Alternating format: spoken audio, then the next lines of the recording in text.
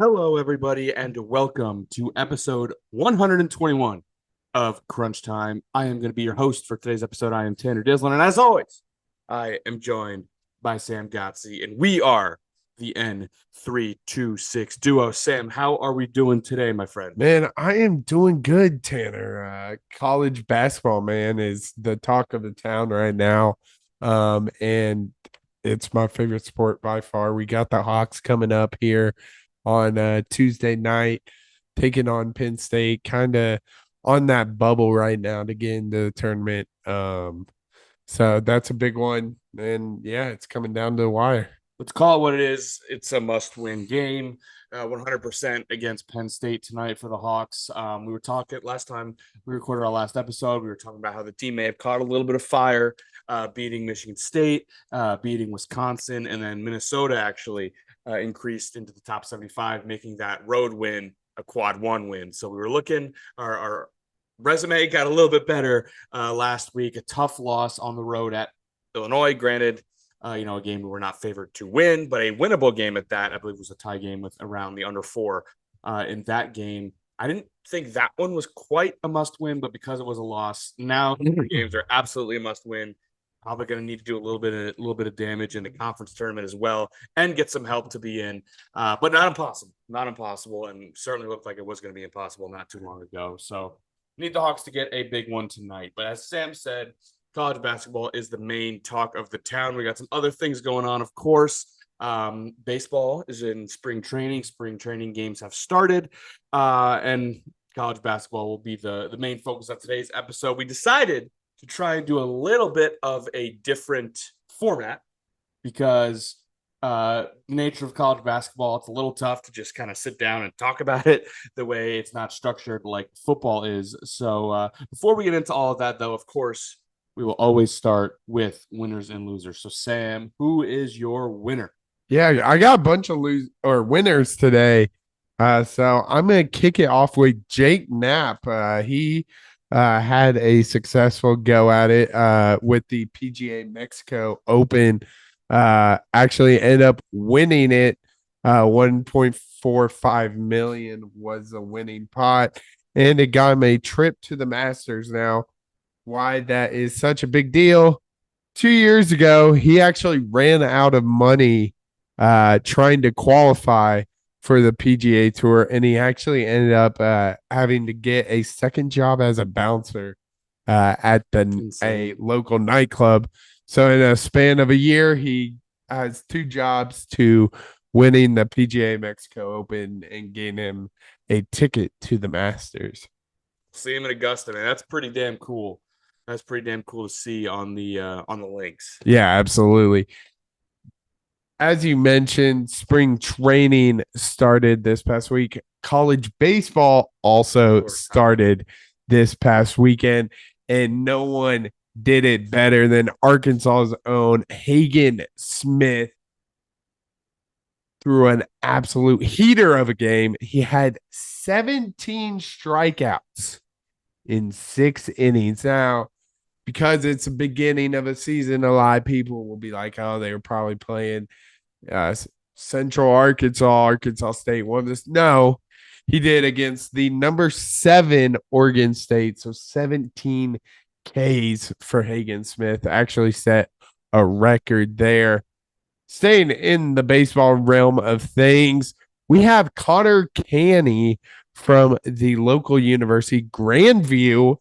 They took on Northwestern Iowa in a doubleheader this past weekend. He went 7 for 10, 5 home runs. 3 of those were grand slams and 18 RBIs. That's crazy. That's actually crazy. Yeah. That's I don't care what level of baseball you're playing. That is ridiculous. That's ridiculous in MLB The Show. Okay. Yeah, it really is. And then my last one is Kieonna Christmas of Fonda Fultonville.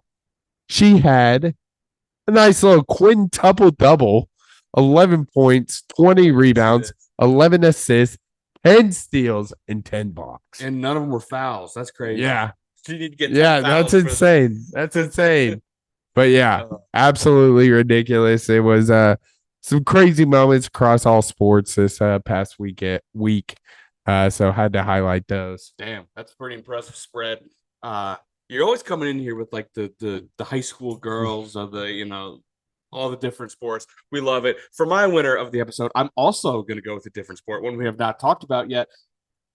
In the famous words of our dear friend Stuart Scott, bartender, bring me something on ice. We're going to the hockey rink.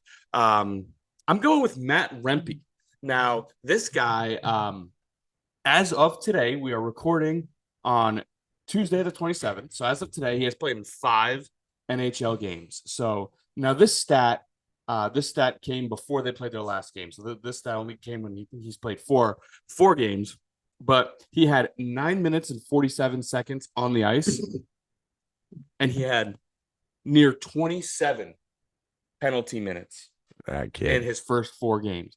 That is actually insane how he's doing that. I mean, he's 6'7", he's absolutely massive, and he is a true enforcer, something you don't really see in hockey all that much anymore. But since his last game, so now at 5 games, he has recorded a total of 32 penalty minutes. And there is a new picture of him at Rangers practice. Like I said, if he played for the Rangers, at Rangers practice, and his face is completely swollen. Like, take a look at that. Nice. Right? He looks completely swollen. Hockey guy. Complete hockey guy. Or maybe he hates hockey. Maybe he just loves the fight. Maybe he's a fighter. Maybe he's fighting so he can stay off the ice because he doesn't want to do all that cardio. Yeah, I get it. Fight. I get it. I get it too, man. I'm not a cardio guy either. But yeah, so the official tally now is he's near 20 minutes on ice and about 32 penalty minutes. So real impressive stuff from the 6'7" Rempe. But also, on top of that, one of the fights he had, I think it was against Philly. It was one of the best hockey fights I've seen in the past 10 years. Yeah. It was absolutely awesome. 2 guys dropped the glove. They went for like 4 minutes, 5 minutes, just taking punches at each other. It's crazy. It was pretty awesome. And then in that same game, he scored the game-winning goal that the Rangers won. So what hell of a start to this kid's hockey career, fighting everybody. Gets time off from playing the game. It's awesome. He gets rest, and then he goes in and scores the game-winning goal. So Matt Rempe is an absolute beast, man. Yeah, that was a legend. Absolute beast. But, of course, now we have to turn around and look at our losers of the episode. Sam, who do you have? Yeah, talking about big loser always comes with some loser talk, and nobody is putting out loser talk like Clemson basketball coach Brad Brownell. Have you seen this? I have not seen this. So he has claimed that the Big 12 has been able to manipulate the net rankings in order to boost their efficiency number, thus helping their net ranking. He said there's not a whole lot of difference between any of the major conferences, but you wouldn't know it by looking at bracketology. Basically, called Joe Lunardi out for 9 Big 12 teams. Basically, he blamed it on their strength of schedule dynamic, where basically they, for non-conference, as every non-conference happens, they're playing like level 300 teams are winning by 40 and 50 to increase their offense and defense efficiency, which is a part of the net tool. So that's why you see teams trying to win at end of games by 30 or 40, yada, yada, yada. So the Big 12, they're playing 8 non-conference, 7 non-conference. Again, low-level teams are increasing their rate. The Big 12 has 10 teams in the top 50, led by obviously number 1, Houston, Iowa State coming in at number 2, or number 8, excuse me. And Brownell claims that their ranking is higher than what it should be because Virginia Tech beat Iowa State in a non-conference game pretty handedly down in Orlando. Iowa State second in the Big 12. Virginia Tech is in the middle of our league. Our league is actually 9-3 non-conference against the Big 12. Those are head-to-head games. So basically what he's saying is they have a crappy non-conference, and that's why they are the best in net ranking, I guess, is what he's trying to get at. But maybe they just have a incredible conference where they know it's going to be an absolute slaughterhouse through entire conference. Every night you have a chance of being upset. We've seen it with Houston. We've seen it with Iowa State. We've seen it across the board in Big 12. And this dude's like, it's because they're ranking so high in net because they have crappy non-con. Bro, Yeah. you're Clemson, seriously? I mean, let's just take a look at Kansas's non-con alone. All right. I'm pulling that up right now. Kansas, of course. I mean, they're third in the Big 12? Yeah. A team that has lost to Iowa State. I believe they beat Houston when they played. But Kansas is non-con. Let's see. Okay. They took down Kentucky. So they beat Kentucky. Okay. They lost to Marquette, but still played big time non-conference games, lost that. Then they beat Tennessee. I think clearly the best team in the SEC. Yeah. Let's keep going. Who has been the best team all year? UConn. Oh, they beat them. They beat UConn. Let's keep going here. They beat Indiana out of conference. Again, Indiana's not a great team, but a Big Ten game, non-conference, that they kind of took to Indiana there. And then conference play starts. So that's 3 big time opponents that Kansas beat. What conference are they in again? The ACC. Kansas. Big 12. Big 12. Kansas in the Big 12. So those 3 big time out of conference wins. Kansas not in the Big 12. Let's take a look at Clemson. What they do when they're non-conference. Surely they would beat a team like Memphis, right? Non-power. You're crazy. No, they lost to Memphis. So, what are you talking about, brother? I don't understand that at all. Iowa State has wins over both Kansas and Houston. Kansas has all those wins that I talked about. Houston hasn't lost in months. Yeah. What I don't get. I honestly think he's just mad he's not being the crappy teams. I mean, they played Winthrop, only won by 22 points. They beat UAB by 1. They beat Davidson by 3. They did beat Boise State by 20 plus or 18. Alcorn State, they beat by 21.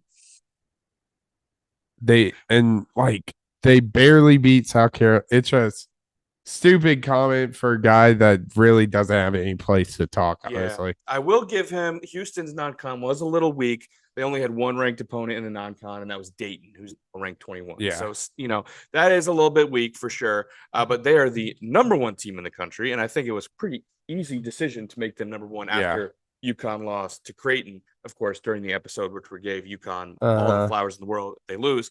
But Houston's 23-3. I don't think people understand that. They're 23-3, and they're playing in a conference with Kansas. They just covered their non-con. Really, really dumb stuff. And it's their first year? Is it their first year in Big 12? Yeah, Houston. Yeah, first year in the Big 12. Stupid. I mean, you saw numerous comments after comment. Wait till you guys play in the big league. Yeah. When they leave, I don't know, the shitty American that Houston left. Do you think of another American team? Memphis beat Clemson. So I don't know what that dude is on about. But yeah, big time loser talk, big time loser. That was kind of fun. I like going on that because Kansas had one of the craziest non-cons this year. I think UConn is really the only one that rivals it, and Kansas beat UConn. Yeah. So yeah, that's all I have to say about that. But my loser of the episode, actually, you kind of hinted a little bit at Matt Rempe not liking hockey. Well, I'm going to go to a loser, someone who plays a professional sport and legitimately hates the sport. That is Anthony Rendon, Sam. Do you know, have you seen this whole thing about Anthony Rendon? I've not. So Anthony Rendon, he was an MLB third baseman. He was on the Nationals for a while. He was a really good player with the Nationals. He went on to win the World Series with them in a contract year. And he went to the offseason looking for a ton of money because he's really good at the sport, and he got it. He signed a 7-year, $245 million contract with the Angels before the 2019 season. So since then, which has been 2019, 2021, 2, and 3, so that's 4 full seasons, and then the 2020 shortened season. In all of those games, he has played in 1/3 of possible games due to injury.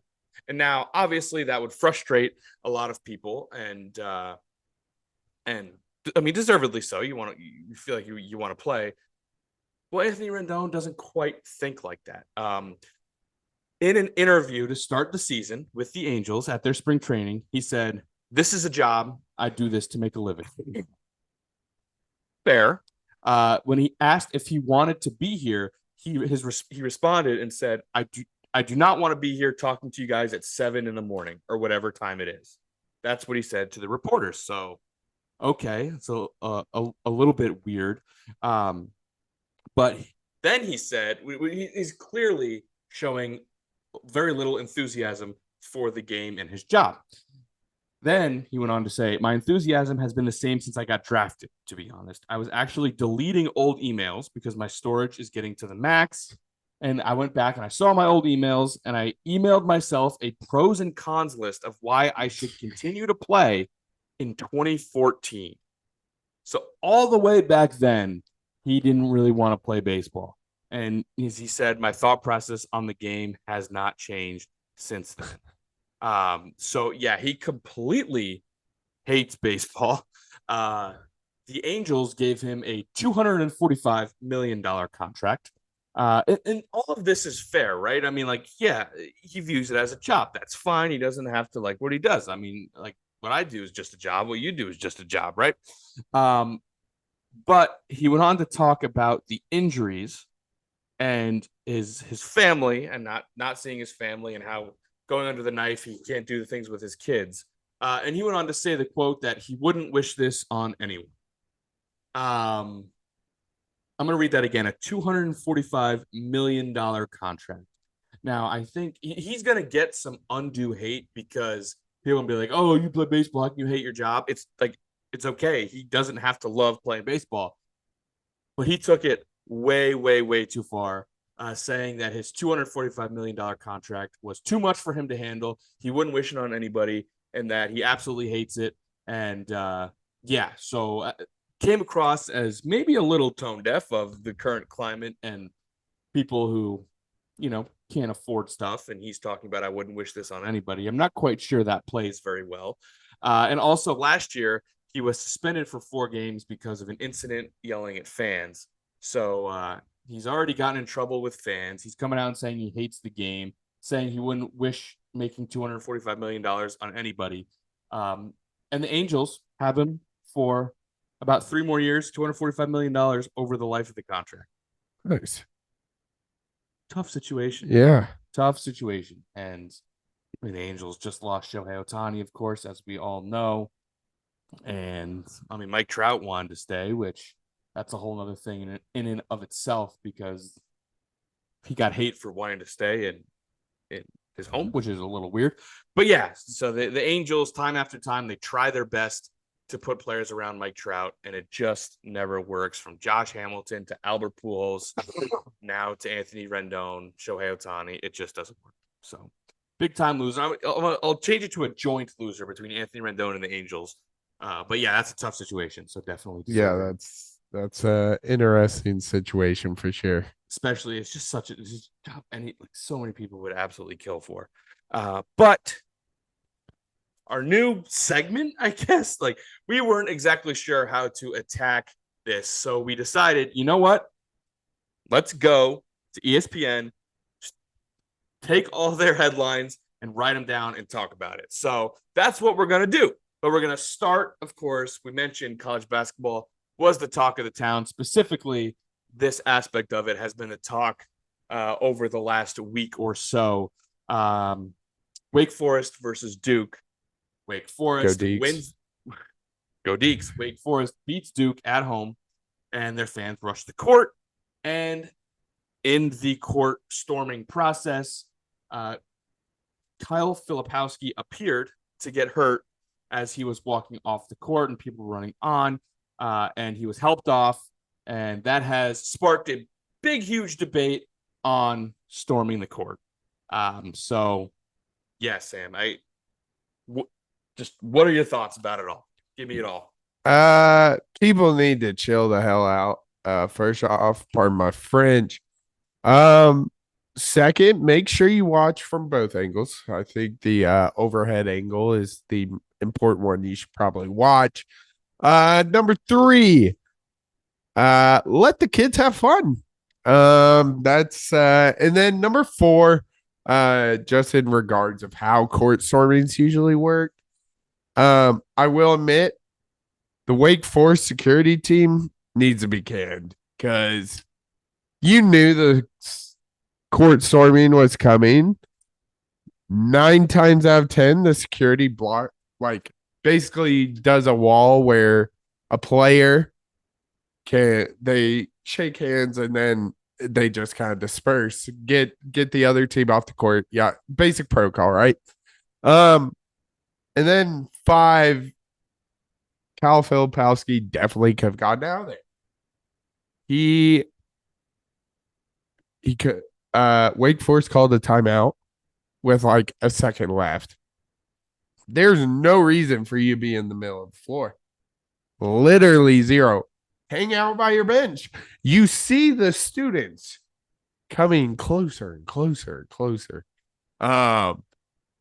It's funny. I also think if this wasn't Duke, there'd not be a national uproar with this situation. I think it'd be swept under the rug. No one talked about it. But it's funny, man. So my point of view, I think Kyle Filipowski definitely shoved the freaking trip the students. Which let's be honest here, Taylor, I'd be pissed if I just lost a big time game late in March. But dude, come on. Like, what are you, 4 years old? And for those of you who say, oh, it's a Wake Forest student, watch the overhead angle and tell me if you still believe that. Because to be honest, I thought the student probably knocked him. Like, there's thousands of people just running on the court, not paying attention. But when the overhead angle came out, I was like, oh. And then obviously we have the miscommunication between John Shire and Kyle Filipowski. John Shire said it's his knee. Turns out it's his ankle. I think it was the other way around. Shire said he sprained his ankle in the post. That's right. That's right. It was his knee. Turns out it's his knee, and turns out it wasn't even serious. It's like he's feeling better right now and is expected to play the next game. Yeah. Which is absurd. So, yeah, I kind of want to break this down because you said, you covered a lot of points with this situation. But first off, did you see what's his name? Green. He's the host of Get Up on ESPN. Something Green. Yeah, I know. Seth Green? No, Seth Green's the college basketball. Seth Green's the guy who wants to arrest everybody. No, that's Billis. Seth Green also wants to. Oh, duh. Oh my gosh. It's not, anyway, the host of Get Up on ESPN, his last name's Green. They call him Greeny. I think he said something about placing blame, right?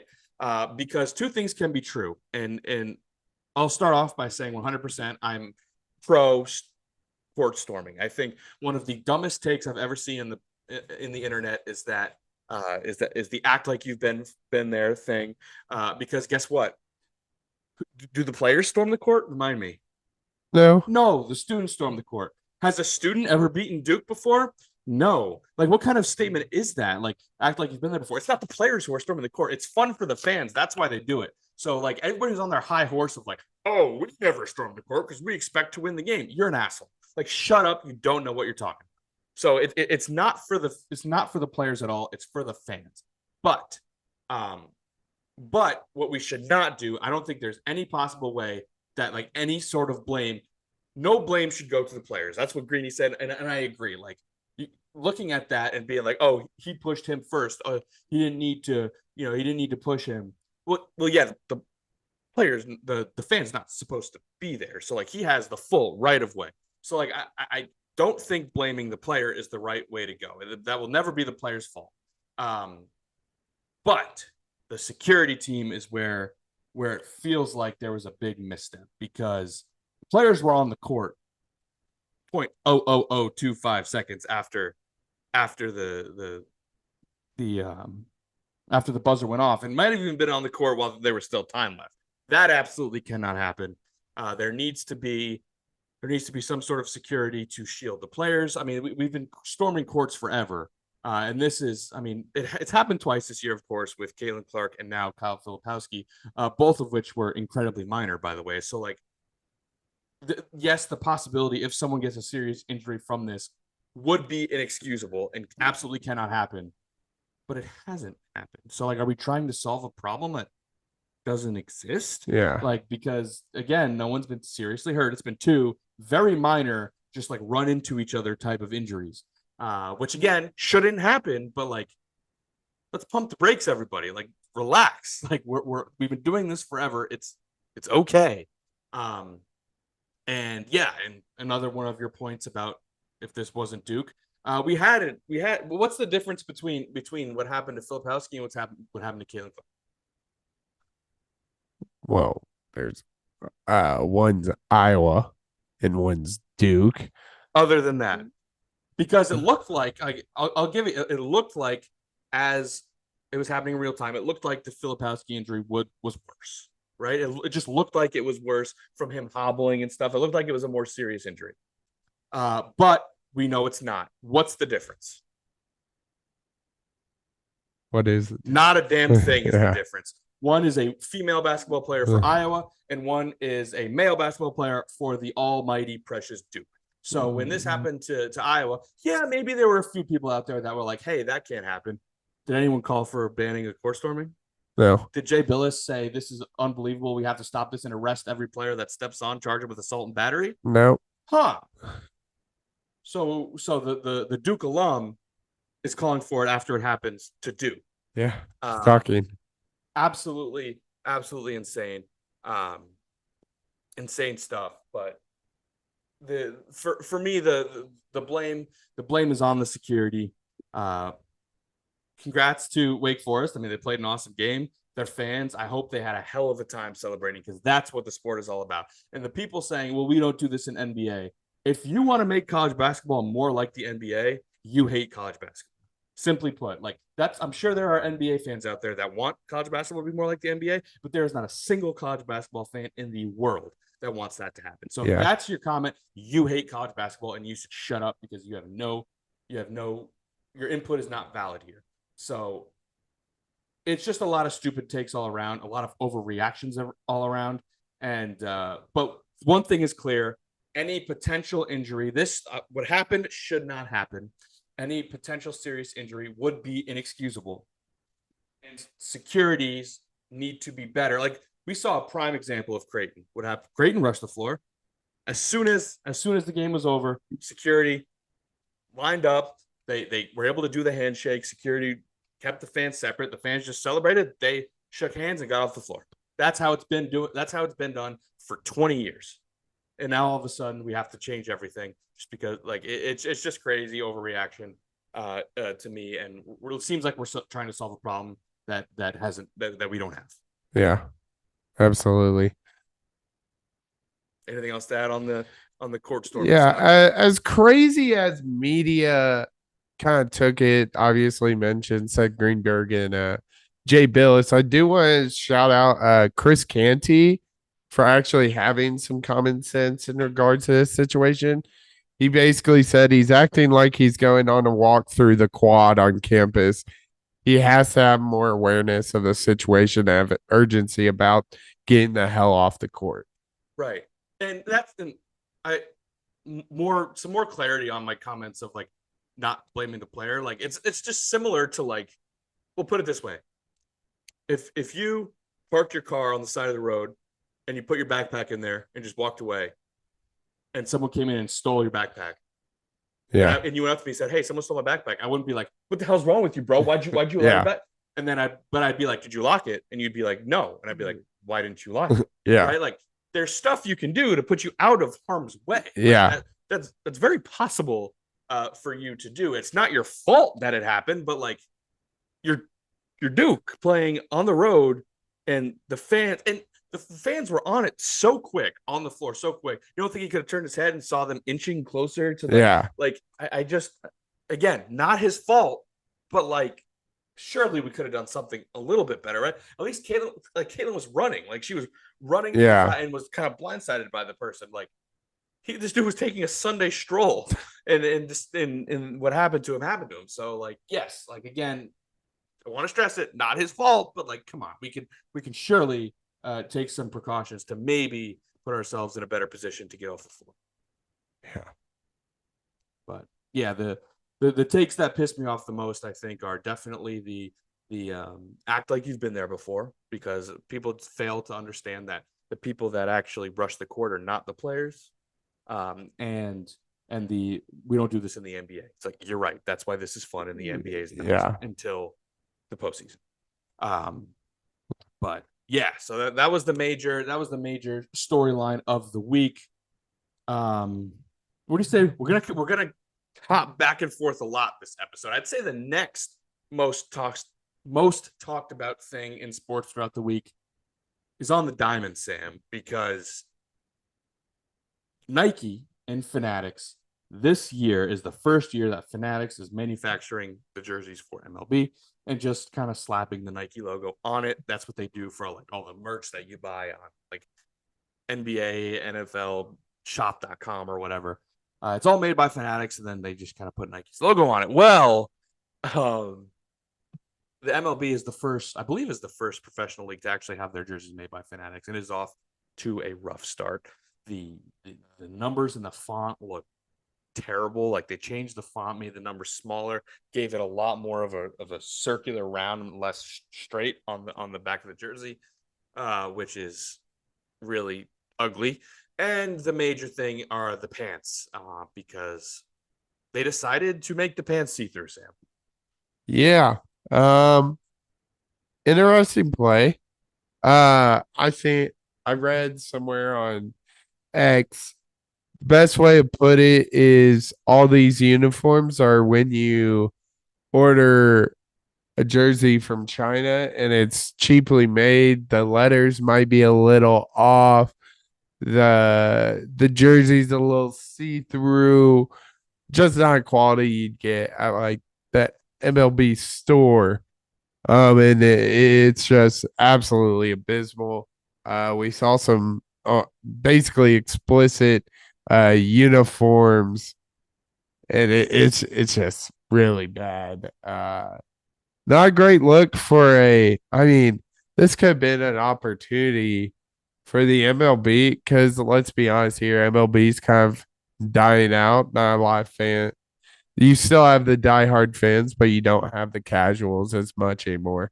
And this, with Fanatics and Nike designing a sick jersey, could have done good things for the league. Maybe brought some people in, and they just absolutely went the total opposite direction. Created the most basic uniforms in the cheapest way possible. Not a good look for the MLB at all.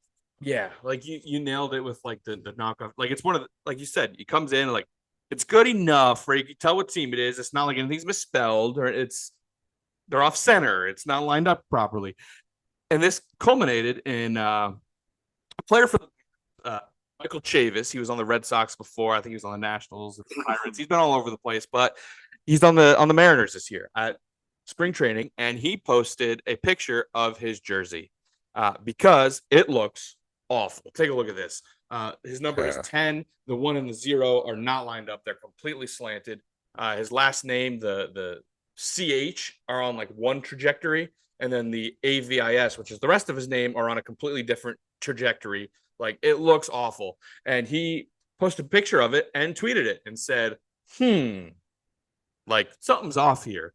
Fanatics support. They did not realize that they were talking to someone on the actual Mariners, and they responded to this tweet from their actual support Twitter account and said, "Hey there, it looks like we dropped the ball on this one. Oops. Send us a DM so I can learn more about this." Oh no. Talking to him like it was some Joe Schmo who bought it off MLB Shop. The jerseys are terrible. What are they going to do when it rains? Because the white pants are absolutely brutal. You can totally see the tucked in shirt, the tucked in shirt through the pants. And you can sometimes see a little more than you'd want to from a professional athlete wearing their uniform. And another thing that kind of look, there's a picture of two Guardians players. This is one of the first ones that came out of the see-through pants, and they're talking on microphones, and you can clearly see the shirt tucked in. One of the main ones that made that wave around social media about the see-through pants. If you look closely, the two Mariners players who are supposed to be wearing the same jersey, the piping on the jerseys were completely different material. Like one looked like what you'd expect from a normal jersey, and one looked like it was like a cuff, like hugging in it. They just look completely off, like completely different. And I don't know if that's something they allow people to pick. Like, do you want the cuff one or the straight one? I don't know. I severely doubt it, to be honest. But the jerseys look absolutely awful, and they need to do something about it. The MLB fans are starting to revolt. Everyone hates them. Players hate them. They look terrible. Just absolutely terrible. Yeah, not great. We also have the Clippers get a rebrand, Sam. They got a whole new logo, new jerseys, coming with their new court they're getting and the new arena here soon. So what do you think? Give it to me, the entire branding out of 10. Yeah, I actually really like it. I know there's some mixed reviews about it. I'm gonna give it a solid 8. I think I really like what they did. Changing the colors a little bit, but not too much, so there's a little bit brand recognition. Their logo was trash. Their logo, I like this logo. It makes a lot more sense. I like it. I like it a lot. I like the dark navy blue. I think that's pretty sick. But yeah, I'm a big fan actually. I know that's a hot take, it seems like, online, but I really like it. Yeah, I think for my score, if just rating the branding, I'd probably go with a 6 out of 10. But knowing where they came from, I'll bump it up to a 7 because this is without a doubt an upgrade. That's for damn sure. The jerseys are my favorite part of the whole rebrand. Going from the lighter blue to the darker blue was perfect. I think the dark blue and the red look really good together. The jerseys are clean. They got back the script writing, which I think is definitely the way to go, as opposed to their block writing that was terrible. The logo itself, I mean, I wouldn't say I'm crazy about it. It's certainly an upgrade. Like I said, I don't think it's bad. You get the ship in there, which was definitely must needed because, for the longest time, didn't know what a Clipper was. But yeah, it's overall an upgrade. I'm going 7. And you going 8. So there you go. Hard hitting analysis on today's episode of Crunch Time. We also got a new top 25, Sam. Real quick, the top 10 I'll read through. The new number 1, Houston. We covered that earlier. 23-3, best record in college basketball. That one seemed to make a lot of sense. At 2, Purdue, jumping UConn after their loss to Creighton. 3 will get UConn. 4, Tennessee. 5, Marquette. 6, Arizona. 7, Kansas. 8, Iowa State. 9, North Carolina. And 10, Duke. Yeah, this decent, not the best, I'd say. What really confuses me is how Kansas is above Iowa State. That one kind of stood out to me. Uh, Iowa State is actually second in the Big 12 with a 10-4 record, with a 21-6 overall. Kansas is 9-5, 21-6 overall. Iowa State still has a head-to-head, and Iowa State just dropped to the number one Now number team, one team. Yeah. and Kansas can't blank on who they played last, but they played Texas. Okay. Yeah. I mean, look, Kansas they're currently playing tonight. Then they won the two previous to that. So before that, they lost by 29 to Texas Tech. Exactly. Yeah. It makes that lit. I still don't really understand that.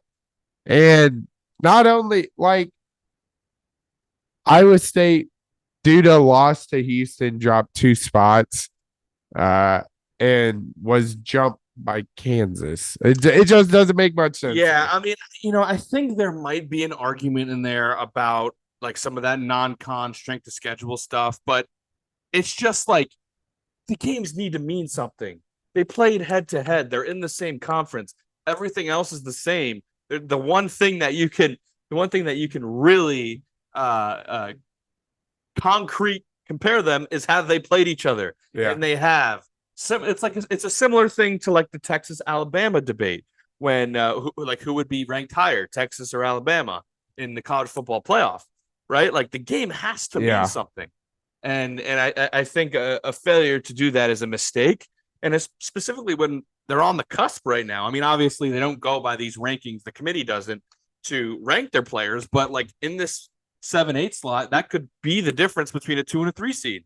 Yeah. Which obviously is pretty damn big when you're in the bracket in March. So I agree. I don't think I would have done it personally. The game needs to mean something for sure. Yeah. But yeah, that's the new top 10. What else we got? Oh, Zach Edey. Zach Edey, of course, on the number 2 ranked Purdue. Looks like he's going to be back-to-back National Player of the Year. He said he will not use his COVID year. Yeah, not surprising. I just don't think he's gonna be a good NBA prospect. Because there's a lot better 7-footers out there that could run circles around this man. He's slow as hell. We saw that exposed against Farley Dickinson last year. And in college, it's just a whole different game. He's not gonna get the calls he's getting in the games. That's why we see Purdue struggle in the March Madness tournament. Interesting decision, but not surprising. Yeah. For some reason, like someone not using their COVID year wanting to pursue the next level, that isn't surprising to me. Obviously, it's not all that surprising that Edey's doing it, but there's a little part of me that is a little surprised because it just seems like he'd be the guy that would be in college for 6 years, 7 years, literally as long as he can, specifically because he plays at a school that's historically known for not getting the job done in March. And it seems like there may be a chance that happens again. And to come out this early and say, I'm not coming back, a little surprising to me. I think I thought there would be a good chance that if Purdue loses in a similar fashion this year as they have the last 2 years, that he might come back, but obviously not. So I would say it was slightly surprising just because of who it is, but obviously a player wanting to pursue the next level. But yes, I agree. I mean, he's not going to be multiple inches taller than everyone else in the NBA. Like Rudy Gobert is a multiple-time Defensive Player of the Year. His wingspan is just as big as yours. Yeah, I'm not sure you're going to be able to do what you do against him, or against Ben Krikke, for example, or Owen Freeman, or any Big Ten, Big Ten centers across the league.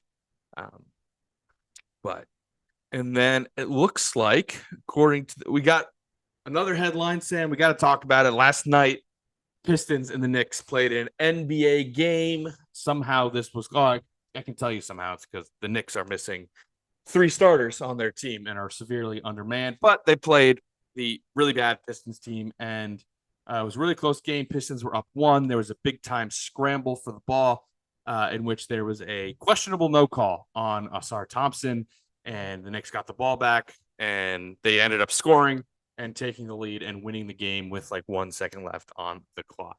Was it a missed call? Oh, yeah. Yeah, it was a big. Dante DiVincenzo was playing cornerback on Osar Thompson. The way he straight up tackled him. I totally agree with Monty Williams. It was one of the worst calls we've seen all season. And honestly, a while. And to do that in such a close game, it's bad.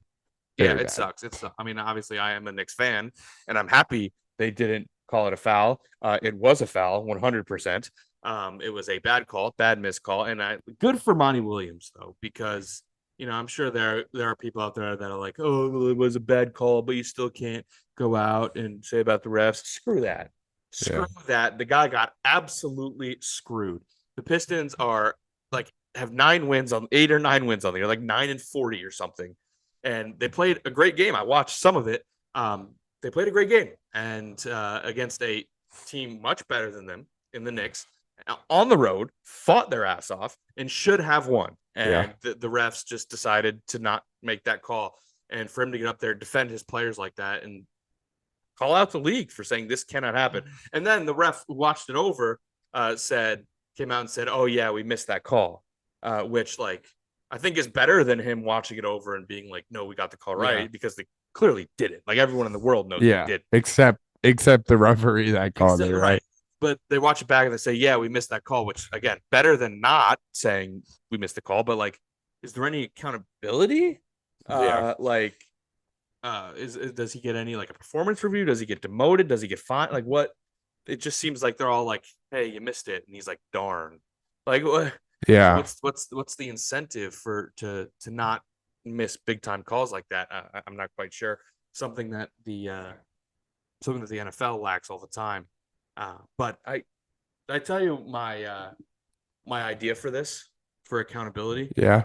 Make refs do similar like press conferences after the game, because I know for me, obviously, I'm a little opinionated when it comes to sports. I get fired up when watching my teams. If a player on my favorite team screws up and loses us the game, I am red hot. I'm like, yo, screw that guy, cut him. This guy sucks. How do you do that? Like, that's my gut reaction every time. And then I watch the press conference and I see, oh yeah, that's a human being. He tried his best. He didn't want to screw up. He just did. It happens. Like that happens to me all the time. Do the same with refs because there's no humanity there. To me, a ref is just a robot who makes calls according to their own agenda. That's obviously not how it goes, but that's what it looks like because there's no human to human connection. They don't portray themselves as humans, and I think you need to do that, and you will decrease the amount of hate towards refs. So that's my idea. But yes, that was an absolutely terrible call, and I feel bad for the Pistons because they should have won that game, and good for Monty Williams again because damn it, they deserve that win, and the league can't continue to have this happen. But there is a little bit of poetry in it. If you remember, a few weeks ago, the Knicks lost a game to the Rockets in a similar situation where somebody like chucked a heave as time was running out, and they called a phantom foul on Jalen Brunson. Similar situation where the league went back, looked at it, and they said, "Oh, that's not a foul. We screwed it up." And the Knicks were just like, "Well, what the hell? Like, we just lost the game because of that." Like, so yeah, there is a bit of poetry in it, but it sucks that it came at the expense of the Pistons, and hopefully the league can figure out how to ref games down the stretch. What do you say we get into a question? Yeah, looks like we got a question from Carrie Guy. She asks, thoughts on the NCAA president Charlie Baker being against additional transfer limits? Yeah, this is kind of wild. Basically said, like there should be no more further limitations on transfer. He basically likes where the NCAA sits with the transfer portal. And one of the things I hear from the kids when I talk to them about this is coaches walk out of their contracts all the time. Why can't we? And to a point. I agree with that. I think if you're not getting playing time, you should be able to transfer. My issue is the amount of times and how quick they are to do it. I think a perfect example is DJ Uyunglele. He's transferred like 18 times, I swear. Obviously started out at Clemson, didn't work out there. Basically got benched and he's like, I'm out. Went to Oregon State. Then I mean it worked out there. He was one of the better quarterbacks last year. He transferred again. That one I get a little more because of Oregon State's status in the college realm of things, but I definitely think there needs to be limitations, whether that's the amount of times you can transfer, the timeline. There's literally no timeline for transfers right now. It seems like a week out from whatever sport you play in, you can transfer. I know there's some light rules, but nothing like set in stone. From my understanding, I could be totally wrong. But to just say, nah, it's good the way it's at, where there's 1,400 transfers last year in basketball is insane. Nah, that's fine. It's not a big deal. It's whack. Yeah, because I definitely agree. Like this is crazy. We have to have some sort of checks and balances system here. But then I go to that thing that you said earlier. Coaches can leave freely, and that's where it's tough because they can, and that sucks when a player puts his faith in a coach. Maybe they move across the country to go play for this coach, put their faith in him, and then the coach is just like, all right, I'm out. Like that sucks. Yeah. And players should be able to do that. And I think we can have that exception to where, like, if you're recruited to play for a coach and then that coach leaves and you want to go leave with him, I think that's an acceptable transfer. Yeah. Right? That's something that we can all agree is an acceptable thing to do. But you mentioned the DJU. That one pisses me off a lot. Actually, I'm going to retract that a little bit because of not necessarily Oregon State's standing within college football as a program, but they're standing within their conference because the conference is just completely gone now. Like that sucks. That he should be able to play in a Power 5 conference, play in Oregon, play a USC. But the greediness of the business of college sports took that ability away from him. So that one, I'm gonna retract my statement. That one doesn't anger me as much because of the situation with the conference. But the one that pisses me off to no end, you know which one pisses me off to no end? What's that? Dylan Gabriel. Yeah, that one pisses me off to no end because it is the exact template of what the transfer portal should be. He went to a group of 5 school, played really damn good there. Then a bigger school, or he went to UCF. Then a bigger school, Oklahoma, comes knocking and says, hey, we want you to play for us. He goes to Oklahoma, plays for them, and he is damn good. He was awesome this year for Oklahoma, led them top 15 team. They played in a big-time bowl game. It was awesome. Oklahoma's expected to be great next year. But then he transfers again for no reason other than NIL money. He goes to Oregon. That cannot happen, in my opinion. That absolutely cannot happen. If you want to transfer to a school to get a bigger shot, sure. If you want to transfer because your coach left and you want to go with him, sure. If you want to transfer for personal reasons, you remember what happened to like Jack Nungy. His parents got sick. He wanted to get closer to home. Sure, absolutely. Transferring from one big school to another big school because they will give you more money, that absolutely should not happen in this game. And I think there's a way. I think there's a few things you can do to help limit this. So let me know if you're in with these two. You're in with these 2 rules. Ready? Rule number 1: transfer portal does not open until the end of the season. Absolute must, I think. What do you think? Yeah, that Absolute makes sense. must. Players sitting out because they want to transfer, absolute BS. So you absolutely have to open it after the season starts. Rule number two is you get one transfer, one free transfer, basically, where you can just go and play the next year. Every subsequent transfer after that you have to do the old rule where you have to sit out a year. But I think there should be some sort of board that you can appeal it to for one of the other reasons. Your coach leaves. You want to be closer to your family. Yeah. Because of because of any reason. You want to be closer to your family. Coach leaves. What was the other one? There was another example. But any of those, I think would be acceptable. But just leaving, like I said, leaving somewhere because Oregon came knocking and said, "Hey, we have this Nike deal. We'll give you more money to come play for us." That's absolute. Yeah.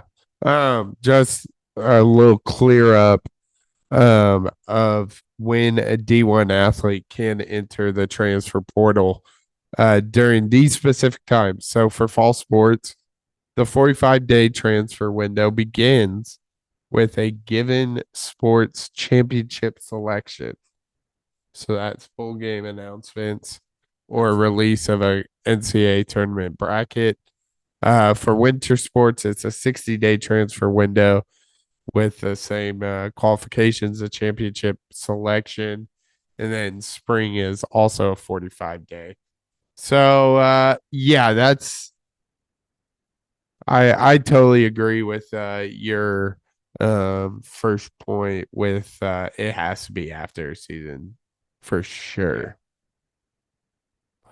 But yeah, what do you think? What do you think of the other rule? I'm curious. Of again, you get one free where you can just go and play the next year. I do think The second one you have to sit the out second one, unless I think they do need to bring back a punishment for transferring more than I get once. Like for like Max Abe Smith with Texas now. Right. Balled at Oral Roberts, kind of the same situation with Dylan Gabriel. The first one. Dylan Gabriel. Yeah. Your shot. Absolutely. But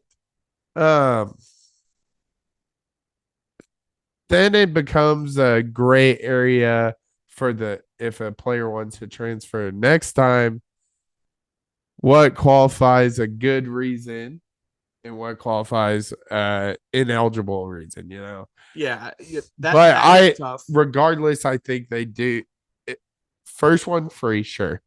Second one, I think there's a problem. Yeah.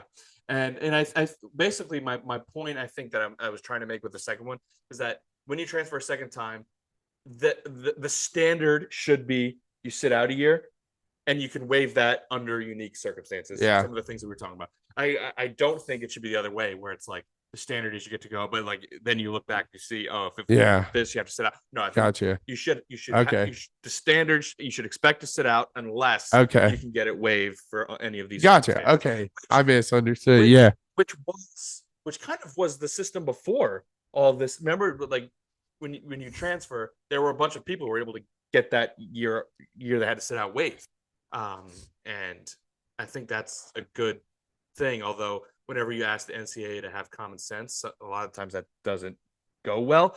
But surely we can have someone who can look at a scenario and be like, yeah, this one shouldn't happen. Yeah, and that's what I think we need to do. And I think just those two rules, man, would do wonders. Yeah, I also think something that has played a huge part in the amount of transfers is NIL, and there is no rules to it. I mean, Jackson Dart just signed an NIL deal with a private jet company.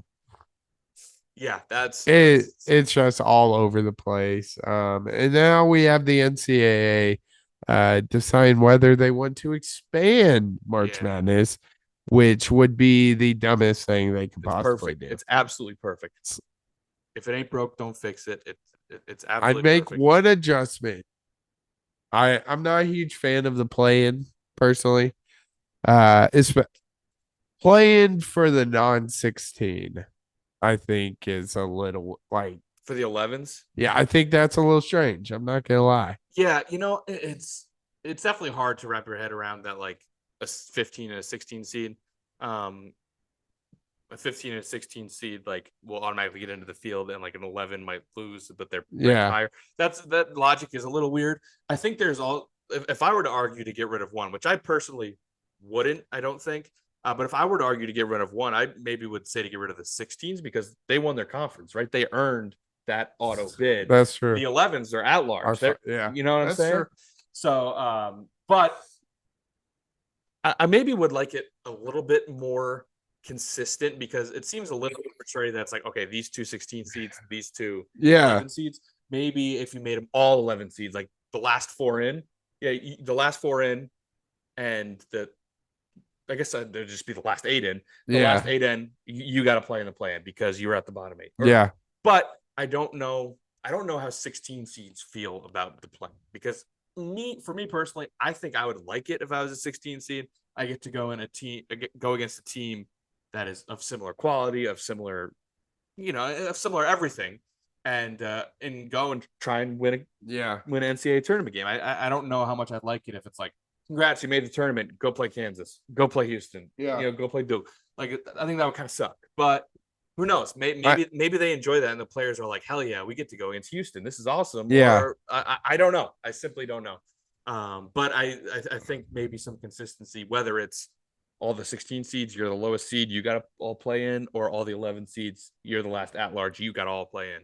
2 and 2 seems weird. As much as we just bashed the transfer portal, I think people are shocked about these 16 seeds or low seeds going on these deep runs. We saw it with Farley Dickinson. That surely it has something to do with transfer portal.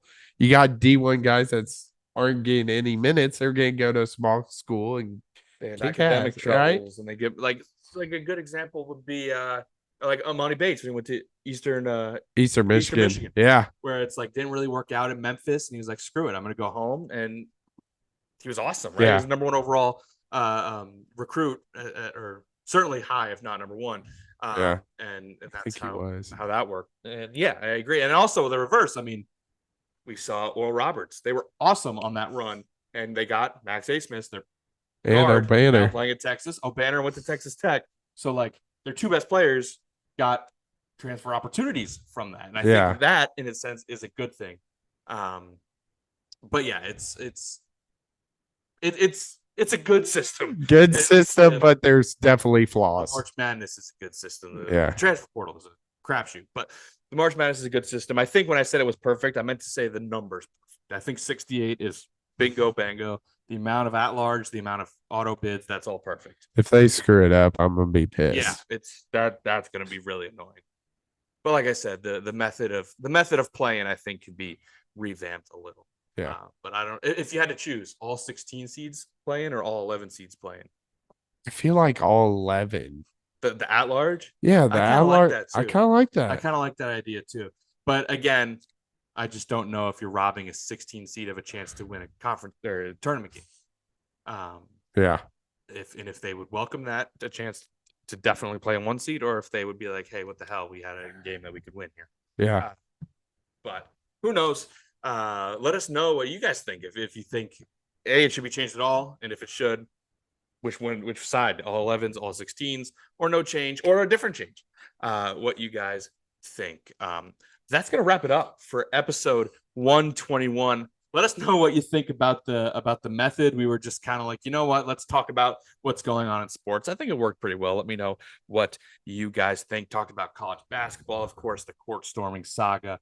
We talked a little bit of baseball, a little bit of a misstep by Fanatics with those jerseys, and then some referee stuff because it's a podcast about sports. You absolutely have to talk about how the refs suck, which they absolutely do. But make sure to follow the podcast on X, TikTok, and Instagram at crunchtime_pod. Make sure to like and subscribe the YouTube video on our YouTube channel at Crunchtime with the N326 duo. But the clock has run out on this episode, and we'll see you in the next one on Crunch Time.